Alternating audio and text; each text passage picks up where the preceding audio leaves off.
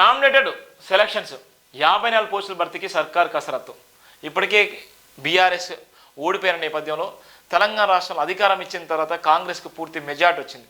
63 సీట్లు వచ్చినటువంటి కాంగ్రెస్కి పూర్తి మెజార్టీ వచ్చిన నేపథ్యంలో రేవంత్ రెడ్డి గత ఎన్నికల నుంచి మొదలుకుంటే ఇప్పుడు జరిగిన ఎన్నికలు ఏదైతే ఉందో మొత్తం టోటల్గా ఆయన కబంధ హస్తాల్లో ఉండి ఒక్కోడుగా ఉండి ఇవాళ ఆయన బీఆర్ఎస్ను ఓడించి అవమానాలు, అనేకమైన ఇబ్బందులు, ఆర్థికమైన సమస్యలు, ఎన్నో రకాల సొంత పార్టీలో ఉన్నటువంటి సొంత కుటుంబ సభ్యులైన విమర్శలు, సొంత మనుషులైన వెన్నుపోటు పొడిచే విధంగా ఎన్నో రకాల కుట్ర కుతంత్రాలను పసిగట్టి ఇవాళ నిలబడ్డటువంటి ఏకైక వ్యక్తి ఒక మాజీ అంటే ఒక కార్పొరేటర్, ఒక మాజీ జడ్పీటీసీ నుంచి ఇండిపెండెంట్ జడ్పీటీసీ నుంచి ఒక రాష్ట్ర సీఎంగా ఎదిగినటువంటి వ్యక్తి. ఇలా ఆయన మీద చాలా గౌరవం ఉంది. కానీ మళ్ళీ దొరలాగానే నువ్వు పరిపాలన చేస్తే, దొరలాగానే నువ్వు ఆలోచిస్తే, ఇవాళ రెడ్డి సామాజిక వర్గమే మా గొప్ప అనుకుంటే ఇవాళ నిన్ను కూడా బొంద పెడతారు, నిన్ను కూడా జనం ఆలోచిస్తారు. ఇవాళ ఓటర్లు చాలా తెలియకలలో, ఉద్యోగస్తులు అంతకన్నా తెలియకలలో ఎవరికి పట్టం కట్టాలి, ఎవరికి ఓటేయాలి, ఎవరికి ఓటేయద్దు అనేటువంటి నేపథ్యం కూడా ఇవాళ ఉద్యోగస్తుల నుంచి మొదలైందంటే అది ఏ పార్టీ అయినా ఏ ప్రభుత్వం అయినా కుప్పకూలిపోవాల్సిందే. ఇవాళ ఉద్యోగస్తులు ఎంత ఆలోచిస్తారంటే చాలా ఆలోచిస్తారు. ఉద్యోగస్తులు ఆలోచించేటువంటి ఆలోచన ఓటర్ల మీద చాలా ప్రభావం పడే అటువంటి అవకాశం ఉంటుంది. ఉద్యోగస్తులు ఆలోచించేటువంటి నైపుణ్యత ఓటర్ల మీద చాలా ప్రభావం పడుతుంది.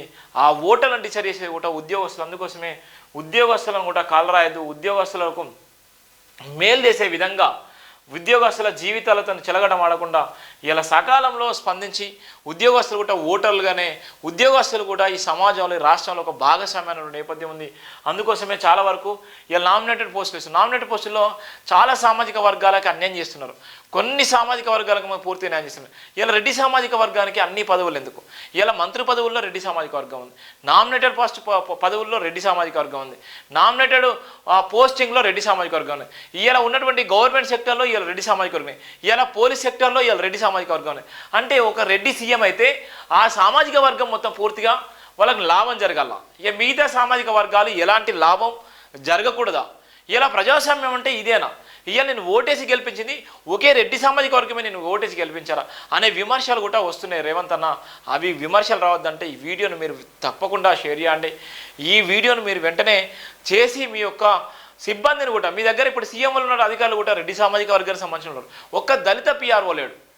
ఎందుకోసం అంటే దళితులు అంటే నచ్చదా? గతంలో బీఆర్ఎస్ హయాంలో జరిగినటువంటి అన్యాయమే ఇవాళ నీ దగ్గర కూడా అదే జరుగుతుంది. నామినేటెడ్ పోస్టులు ఇచ్చి చేతులు దులిపేసుకుంటే ఇవాళ అత్యధిక జనాభా కలిగినటువంటి కొంతమంది కులాలకు సంబంధించిన వ్యక్తులు ఇవాళ వాళ్ళు ఇబ్బంది పడేటువంటి నేపథ్యం, వాళ్ళకంటూ రిప్రజెంటేటివ్ చేసేటువంటి వ్యక్తులు లేక వాళ్ళు నష్టపోయేటువంటి ప్రమాదం ఉంది. అందుకోసమనే ఇవాళ నామినేటెడ్ పోస్టుల్లో కూడా ఇలా పూర్తి బాధ్యత వహించి అన్ని కులాలకు జనాభా తామసి ప్రకారం నామినేటెడ్ పోస్టులు ఇవ్వండి. అట్లయితేనే ఇలా నమ్మేటువంటి ప్రమాదం ఉండదు.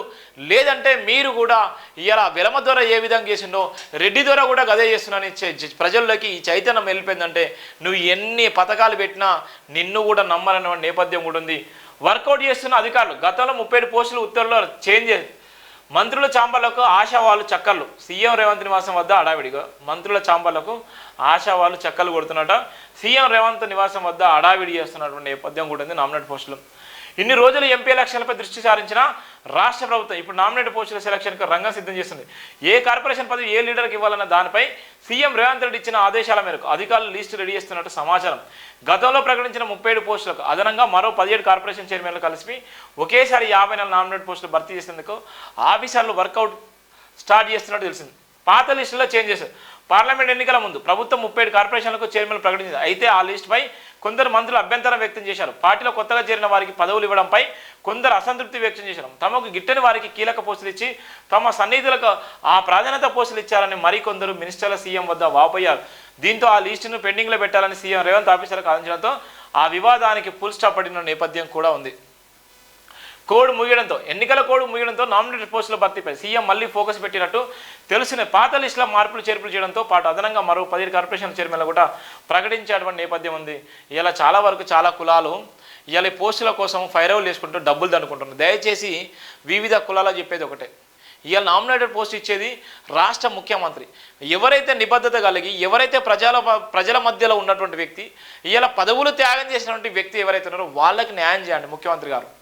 ఇవాళ వాళ్ళకి నిజంగా కార్యకర్త అయితే నిజమైన కార్యకర్తకు నష్టం జరగకుండా లాభం చేయండి, మీ గౌరవం పెరుగుతుంది. ఇవాళ ఉన్నటువంటి బీఆర్ఎస్ హయాంలో ఉండి బీఆర్ఎస్ పార్టీలో ఉండి కీలక పదవులు అనుభవించి, ఇవాళ వివిధ పార్టీలు ఉండి కీలక పదవులు అనుభవించి, ఇవాళ మళ్ళీ వచ్చి ఈ పార్టీకి వచ్చి మాకు పదవులు ఇవ్వనంటే వాళ్ళకి పదవులు ఇస్తే జనం మిమ్మల్ని నమ్మరు. జనం నిజంగా మరొకసారి కూడా మోసపోయేటువంటి ప్రమాదం ఉంటుంది. నిజమైన కార్యకర్తలు, కాంగ్రెస్ని గుండెలు పెట్టుకున్నటువంటి కార్యకర్తలకు ఇవ్వండి. కాంగ్రెస్ని నమ్ముకొని ఇవాళ బీఆర్ఎస్ హయాంలో ఎవరైతే ఇబ్బందులు పెట్టినా, ఎవరైతే వాళ్ళకి లబ్ధి చేకూర్చే విధంగా ఉన్నప్పటికీ కూడా లబ్ధికి అలవాటు పడకుండా ఇలా బీఆర్ఎస్ నాయకులు చేసేటువంటి కుట్ర కుతంత్రాలను తిప్పికొట్టినటువంటి కాంగ్రెస్ నిజమైన కార్యకర్తకు న్యాయం చేయండి. 57 పోస్టులు ఇచ్చినా, 60 పోస్టులు ఇచ్చినా, 100 పోస్టులు ఇచ్చినా కాంగ్రెస్ కార్యకర్తలకు మాత్రమే పోస్టులు ఇవ్వండి, నామినేట్ పోస్టులు. వాళ్ళకి ఇచ్చిన తర్వాతనే మీకు గౌరవం ఉంటుంది. ఇలా వాళ్ళందరి భిక్ష వాళ్ళను ఇలా సీఎం సీట్లో కూర్చున్న వాళ్ళని మారటం మర్చిపోకూడదు అనేటువంటి నేపథ్యం కూడా ఇక్కడ స్పష్టంగా ఉంది. అందుకోసమే చాలా వరకు ఇలా వివిధ పార్టీలు ఉన్న నాయకులు ఏం చేస్తారంటే ఈ పార్టీ నుంచి రాగానే ఆ పార్టీలకు ఎప్పుడో జంప్ అయిపోతారు. ఈ పార్టీలో పదవి అనుభవించి మరొకసారి వెంటనే పదవి అనుభవించే విధంగానే పోతుంది. ఇంకా వాళ్ళు లేకపోతే రాష్ట్రం బాగుపడదా, వాళ్ళు లేకపోతే ఆ నియోజకవర్గం బాగుపడదా, వాళ్ళు లేకపోతే ఆ జిల్లా బాగుపడదా? వాళ్ళు మాత్రమే ఇవాళ ప్రతి పదవికి అర్హత ఉన్నటువంటి వ్యక్తుల, మిగిలిన వాళ్ళు ఎందుకు పనికిరారా? వాళ్ళు తినడానికి కూడా చేత కదా, వాళ్ళు నడవడానికి చేత కదా, ఇవాళ నడిపించేటువంటి దారి, ఇవాళ నడిచేటువంటి దారి వాళ్ళు వేస్తేనే నడుస్తుందా? ఎంత బాధాకరం చెప్పండి.